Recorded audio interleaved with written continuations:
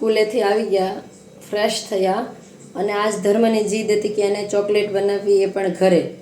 તો ડેરી મિલ્કને ઓગાળી અંદર Oreo biscuit નાખીને પછી ચોકલેટ બનાવી. બહુ મોટા મતલબ બહુ ઓછું અમે એને આવું બધું આપીએ છીએ, પરંતુ ઘણા સમય થઈ ગયો એને બહારનું કોઈ એવું બબલું કે આ તે કાંઈ નથી ખવડાવ્યું અને આવી કાંઈ ચોકલેટ વગેરે નથી ખાધી ને અત્યારે હાલમાં હતી નહીં. ભાઈ દુકાને ગયા, મળી નહીં. એક વિડીયો જોયો હતો કે હું પોતે આવી રીતની રેસીપી બનાવીશ, એમાં ને એમાં ઘણો ટાઈમ જતો રહ્યો. હવે હું બનાવું છું જમવાનું. મારું કુકર ચડી ગયું છે, શાક થઈ રહ્યું છે અને તમને ધર્મની હાલત બતાવું. એક માં આ વસ્તુ જોઈને દુઃખી તો થઈ જાય. પોતાનું બાળક હજી જમવાનું બાકી છે.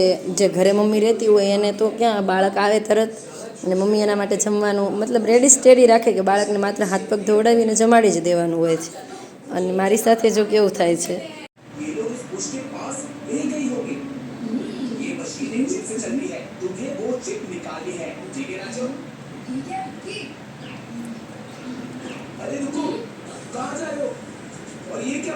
મને એને ફૂલ ભૂખ લાગી હશે, કારણ કે મને એટલી ભૂખ લાગીશ તો એને લાગવાની તો ખરી જ. શાક ચડે એની વાટે છીએ અમે, પરંતુ આ એક એવું છે ને કે માં તરીકે તમારે એવું જોવું પડે છે કે બાળકને ભૂખ લાગી છે છતાં એને વાટ જોડાવવી પડે છે કે બને પછી તને આપું.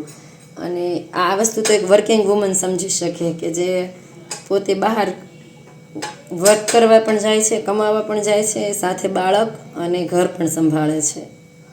શાક રેડી થઈ ગયું છે ને, જલ્દી હવે ધર્મને જમાડી લઉં, હું પણ જમી લઉં. અને મારી જે પરસેવાથી હાલત થઈ છે એ તો તમે જોઈ જ શકો છો. ઓશિકાની હાલત, ધર્મની હાલત, અને અહીંયા ચાલે એના કાર્ટૂન. ખરેખર ઘણીવાર એમ થાય કે એનો શું વાંક, એને કેમ ન મળે ટાઈમે જમવાનું અને આવે ત્યાં બધું રેડી. પરંતુ હવે જોબ જ એવી છે, બીજું કોઈ રાખવાવાળું હાલમાં તો છે નહીં સાથે, એટલે આવું બધું થયા કરે.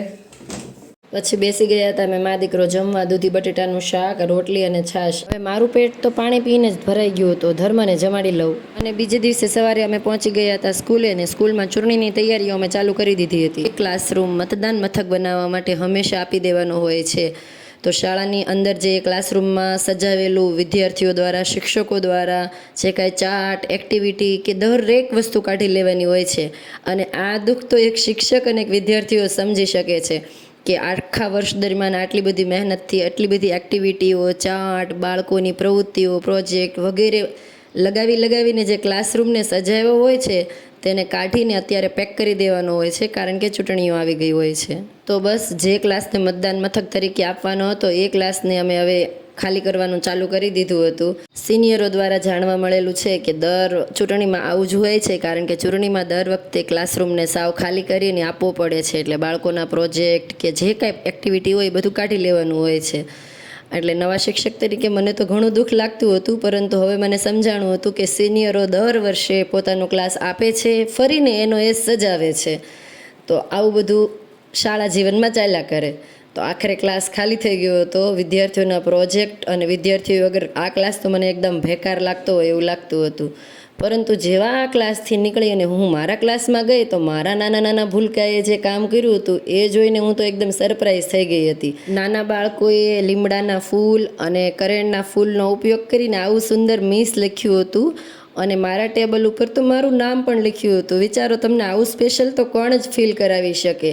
આવા નાના ગુલગસ્તા પણ બનાવ્યા હતા અને એને મારા ટેબલ ઉપર સજાવ્યા હતા. અને ઝાંસીથી જે બાળકોએ મને ગુલગસ્તો આપ્યો હતો એને હું હંમેશા મારા ટેબલ ઉપર રાખું છું. આ ગુલગસ્તો જેને મેં તેની પ્રોમિસ કરેલી હતી કે હું હંમેશા ટેબલ ઉપર રાખીશ. બાળકોના આ સરપ્રાઈઝથી તો મને એમ સમજાઈ ગયું કે એક ક્લાસ જ્યાં મને બેકાર લાગતો હતો તે બીજી બાજુ બાળકોએ આવું સરસ સરપ્રાઈઝ આપી અને આ ક્લાસને આવો સુંદર બનાવી દીધો. તો મારા ક્લાસના નાના ભૂલકાએ આજે મને શીખવી દીધું કે કોઈ પણ પરિસ્થિતિમાં ખીલવાનું તો છોડવાનું નહીં અને દરેક પરિસ્થિતિમાં ઉત્સાહ જાળવી રાખવાનો, કારણ કે સરપ્રાઈઝ તો ભગવાને તમારી માટે રેડી રાખ્યા જ છે. ત્યારબાદ રજા પડીને અમે ઘરે આવ્યા તો જોયું તો ઓસરીના પંખા પર ચકલા અને કબૂતર પોતાનો માળો બનાવવાનો અથાગ પ્રયાસ કરી રહ્યા હતા અને આટલા બધા તાતણા આખી ઓસરીમાં વેર્યા હતા. પણ હું એમ કહેતી હતી, પ્યારા પક્ષીઓ, તમે ગલત જગ્યા ચૂની છે, કારણ કે પંખા પર માળો બનાવવો તો કોઈ કાળે અશક્ય વસ્તુ છે, પરંતુ પક્ષીઓને તો કોણ સમજાવે હવે ભાઈ. બપોર બાદ અમે રમવા માંડ્યા હતા પ્રયાગ સાથે. નાનકડો પ્રયાગ અમારા ગામનો મહેમાન થઈને આવ્યો છે, પરંતુ બધાના મન મોહી લીધા છે. બચ્ચા પાર્ટીને તો પ્રયાગરાજ સિવાય કંઈ સૂઝતું નથી અને પ્રયાગરાજને પણ મજા આવે છે.